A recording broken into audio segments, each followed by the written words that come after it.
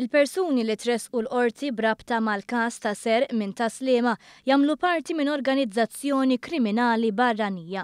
Huwa mifhum li biex jintara fil-grad tagħhom f'din l-għaqda internazzjonali il-membri għandhom tpinġija. Dan ħareġ waqt l-istħarriġ li għamlet il-Pulizija tal-Forensika fuq wieħed mill-imputati u dawn id-dettalji ħarġu meta kompla smih fil-qorti. Apparti Taslima, dan il-grupp ta' kriminali huwa akkużat b'serq f'San Ġiljan, l-Gżira, San Pawl il-Baħar u l-Pjetà. Huwa mifhum li ġeneralment mill-appartamenti kienu jinsterqu affarijiet ta' valur, fost l-aktar komuni jkunu flus kontanti u deb. Affarijiet elettroniċi kienu jitħallew fuq il-post. Dan is-serq ma kienx ikun daqshekk evidenti għaliex ma kienx ikun hemm żgass fil-bieb peress li f'5 sekondi kienu jiftħuh permezz ta' apparat li għandhom.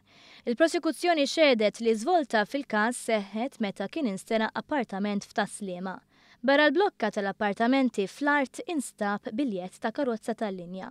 Min investigazzjoni rriżulta li dan il-biljett inqata fil-qawra u hemm nibet is-suspett li l-ħanelin kienu qed jużaw tal-linja biex jaslu sa fejn il-postijiet li jkunu jridu jisirqu. Nhar id-9 ta' Settembru żewġ uffiċjali tal-Pulizija kienu għassa u bdew isegwuhom.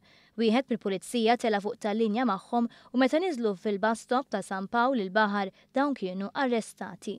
L-appartament tagħhom instabu wkoll ċwievet li kienu mbabsin biex jiftħu għadd ta' serraturi.